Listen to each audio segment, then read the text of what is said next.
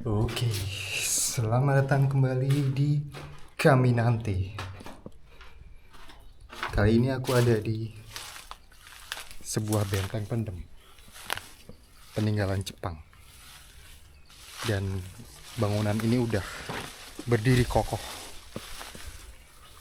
lebih dari 80 tahun, sejak 1940-an. Dan ya, kita bertemu lagi di Kaminante dan kita akan jalan siang kali ini sambil berbicara soal konsistensi. Konsistensi seperti bangunan benteng pendem tadi yang masih kokoh berdiri meskipun udah bertahun-tahun. Wis. Ya, jadi hari ini sebenarnya aku sedang nggak begitu enak badan. Tidurnya kurang, kakinya masih sakit karena kemarin aku banyak squat, 200 squat kemarin. Tapi karena kami nanti adalah channel blow on yang harus tetap konsisten, maka di perjalanan kali ini kami nanti 180 berapa ya, 5 kalau nggak salah, correct me if I'm wrong, aku juga akan berbicara soal konsistensi. Bagaimana cara konsisten, cara terblow on untuk konsisten bagi orang-orang pemalas, sama seperti diriku yang pemalas ini. Tapi untung aku blow on, jadi aku tetap konsisten. Ya, tadi kita masuk ke sebuah benteng pendem terlebih dahulu karena kami nanti adalah channel yang sifatnya eksplorasi. Dan ini ada juga benteng pendemnya, tapi aku nggak akan masuk yang ini. Bentar, kalau dari sini nggak kelihatan ya, kalau di mataku ini kelihatan, jadi harap bersabar biar aku deketin dulu.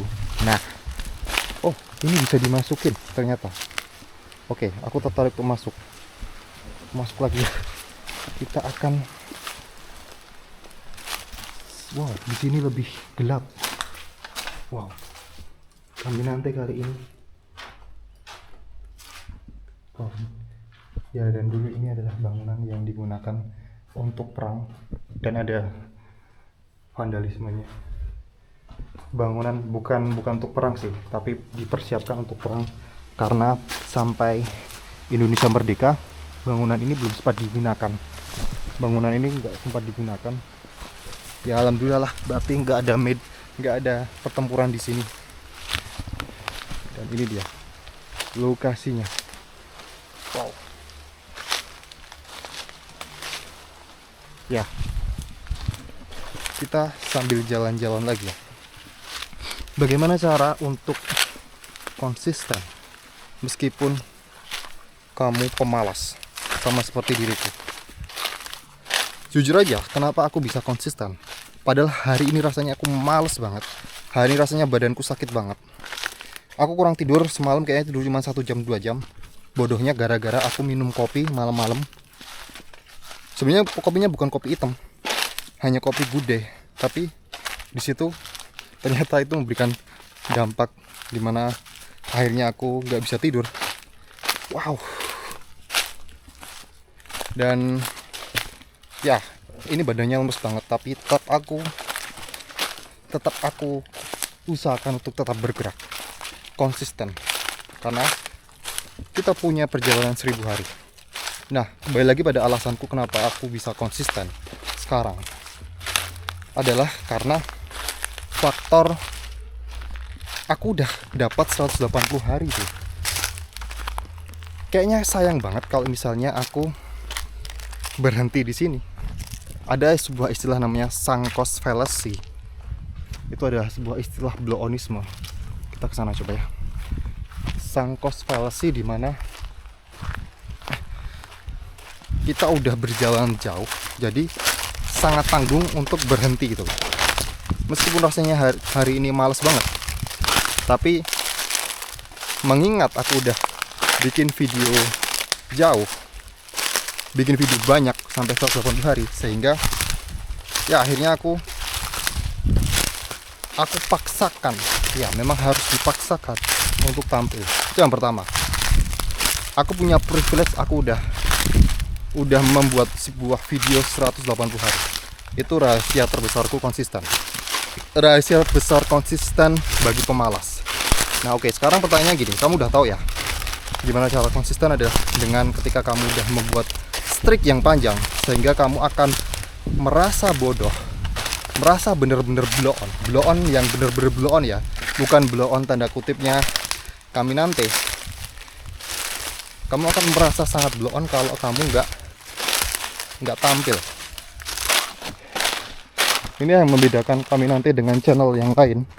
Kalau channel yang lain mungkin berbicara hal kayak gini, itu di dalam studio, sedangkan Caminante channel morat marit berbicara di tengah hutan. Aku nggak mau ke sana-sana karena takutnya ada binatang. Yang ku takutkan ya tentu saja ular lah ya. Jadi kita ambil jalan yang kayak gini aja. Oke. Sampai mana tadi? Oh.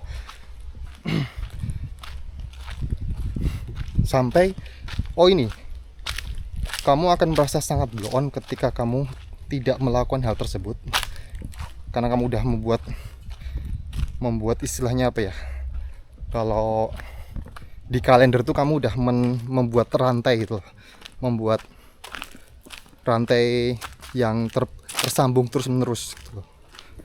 Jadi kalau misalnya kamu skip si rantai itu akan terputus. Nah itu sangat sayang banget kan.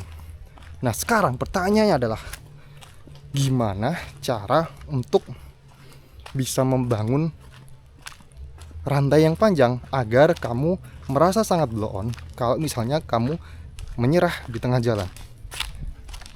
Dalam konteks apapun, misal katakanlah bikin channel YouTube, terus apa lagi, workout, kamu pengen olahraga, kamu pengen latihan ngomong depan kamera, kamu latihan apa aja gitu ya. Oh di sini juga ada benteng pendem ya. Apakah kita akan ke sana? Udahlah, aku nggak begitu pengen yang jalan-jalan, nggak begitu pengen yang naik turun. Sini dulu aja. Dan gimana caranya untuk membuat si rantai tadi? Dalam konteks tadi yang ku bilang tadi ya, banyak yang pengen kamu mulai. Mungkin kamu pengen olahraga. Selalulah pilihlah sebuah hal dari yang paling kecil. Karena ya pendapat si kalimat orang tua atau nasihat orang tua adalah mulailah dari hal kecil terlebih dahulu. Itu memang benar. Karena dengan mulai hal kecil, kamu tuh nggak akan punya beban dalam menjalankannya. Oke? Dan keuntungannya adalah kamu bisa membangun si rantai tadi, kamu bisa menyambungkan rantai tadi mulai dari hal kecil. Sekali lagi, mulai dari hal kecil yang akan sangat blow on. Kamu tidak melakukan itu di hari itu, akan sangat pemalas banget kalau kamu tidak melakukan itu. Contoh, misalnya kamu lagi belajar ngonten lah. Sekarang gini aja, kamu daripada memperumit kontennya harus diedit atau gimana, ya udah kamu ngomong depan HP kamu, pencet rekam, mulai dari konten reels, konten short, TikTok 1 menit ya, 30 detik bahkan. Itu untuk membangun apa istilahnya ya, membangun otot kebiasaan kamu. Selama 1 menit selama 30 hari itu akan membangun otot kamu, sehingga kamu akan terbiasa dengan hal tersebut. Selalu mulai dari hal kecil. Dulu Caminante, bagaimana aku bisa dapat 180 hari, aku juga mulai dari video yang benar-benar mungkin gak ada temanya, gak ada topiknya, random, aku cuma ngoceh. Dan mungkin ngomongnya juga nggak selancar sekarang. Dulu mungkin banyak diamnya juga. Wow, di sini ternyata ada jalan. Sorry. Nah, sama halnya dengan kamu, misal katakanlah workout lah ya. Kamu pengen mau olahraga. Orang selalu mempersulit olahraganya. Selalu biasakan memulai dari hal kecil. Kalau kamu nggak bisa push up, ya udah, jangan malu. Mungkin kamu selama ini malu ya. Kamu cowok, kamu nggak bisa push up. Ya udah, push up cewek nggak apa-apa. Push up cewek, katakanlah 10 aja itu ya. Setiap hari kamu 10 push up. Dan kamu akan bangetan. Kamu akan sangat kebangetan kalau misalnya 10 push up cewek aja kamu tidak melakukan itu. Nah, pilih aktivitas yang membuatmu akan sangat merasa bersalah kalau kamu tidak melakukan hal tersebut. Oke. Contoh yang mungkin push up cewek tadi. Nah, setelah kamu menjalankan itu 30 hari, 40 hari, pasti otot kamu itu akan mulai terlatih. Kamu akan bisa mulai push up yang normal yang kayak push up cowok. Wow, aku baru pertama kali di sini loh. Seru juga ya, muter-muter di sini. Oke, depan. Push up cowok. Jadi, seiring kamu tuh kayak menjahit tadi apa itu? Menjahit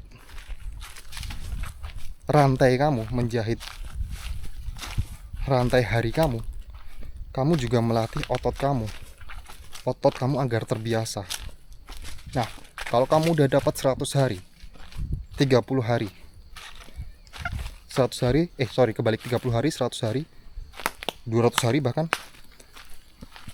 Ada kalanya waktunya sangat normal lah ya. Ada kalanya kamu itu pasti merasa malas juga. Dan kamu akan mengingat seperti yang ku alami sekarang. Akan sangat bodoh sekali kamu membuat hari strik kamu itu, si rantai kamu itu bolong hanya gara-gara kamu malas. Padahal kalau kamu ingin membangun habit itu, yang sulit itu adalah ketika kamu memulai aktivitasnya. Seperti contoh kayak kami nanti ini, yang paling males adalah ketika membuka intro. Tapi ketika aku udah berjalan, udah ini belasan menit, ya udah aku ngomong ngalor ngidul kayak gini. Dan tadinya aku ngerasa males banget, capek banget, nggak kerasa. Nah, itu yang harus kamu pahami. Jadi kuncinya adalah carilah aktivitas, mulailah dari hal kecil. Kamu pengen membangun habit apa gitulah ya, konsisten apa gitu ya, jangan malu, mulai dari kecil. Karena pada intinya kayak membangun pondasi lah. Ketika pondasimu kuat, ketika kamu merasa malas, ibaratnya gini lah, kamu akan tetap melakukan hal tersebut. Bahkan ketika, katakanlah ya, orang tua kamu tuh meninggal di hari tersebut, saking kamu konsistennya, kamu akan melakukan hal tersebut. Wow, aku baru tahu tempat ini. Ini dulu sorry. Ini dulu Jepang sampai sini. Coy. Wow, kayaknya sudah mentok ya. Wow.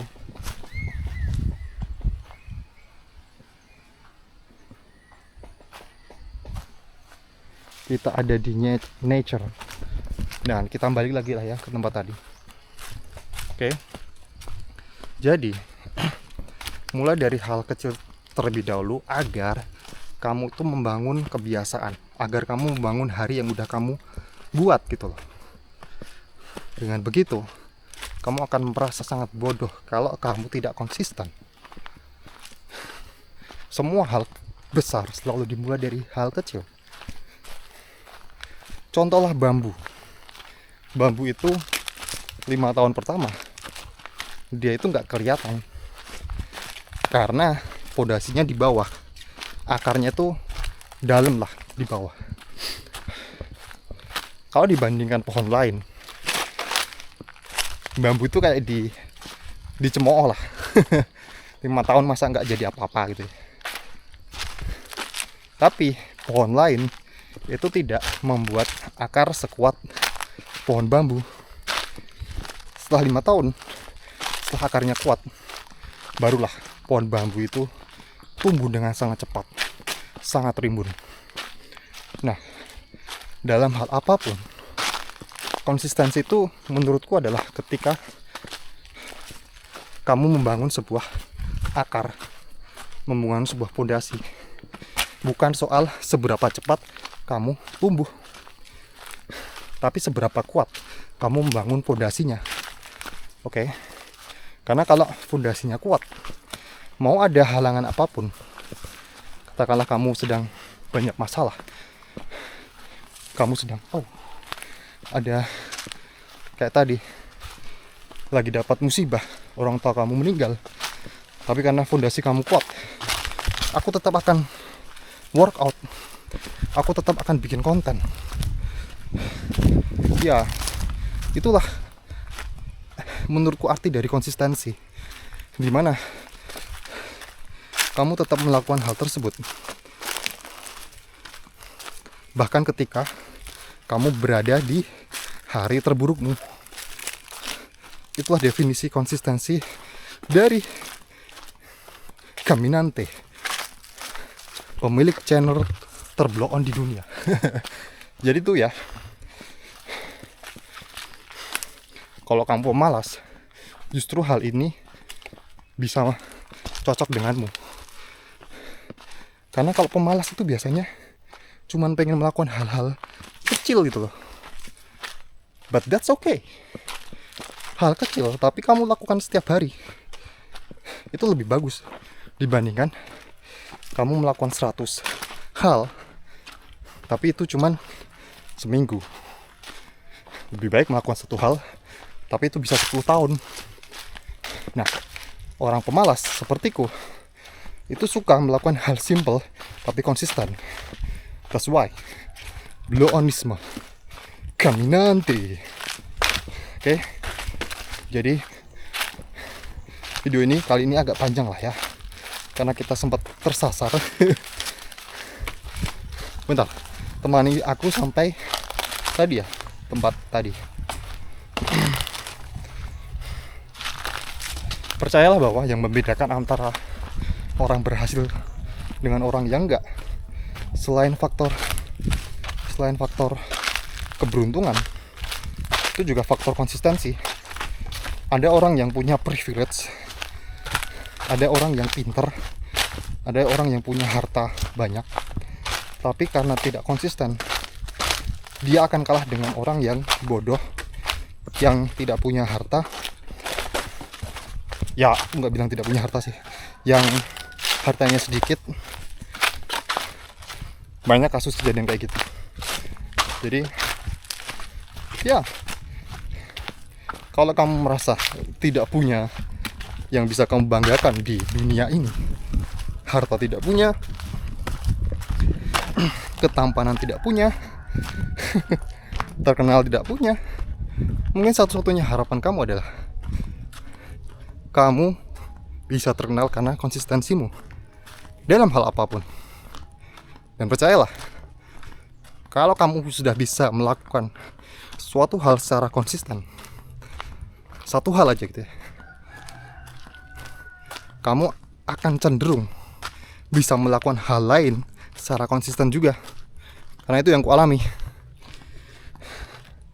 Karena ketika kamu melatih otot konsistensimu, itu sama halnya dengan kamu melatih pisau gitu.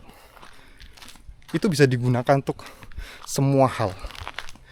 Ketika kamu pengen, katakanlah kamu sekarang fokusnya di konten itu ya, tapi ketika kamu bisa konsisten konten, aku bisa katakan kalau kamu udah bisa 100 hari, itu udah konsisten banget lah.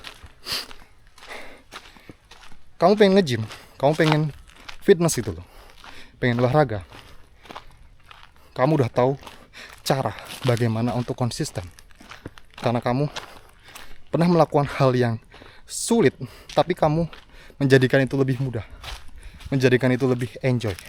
Oke, aku udah sampai di sini. Terima kasih sudah menemaniku. Kita berjumpa lagi di Caminante 186.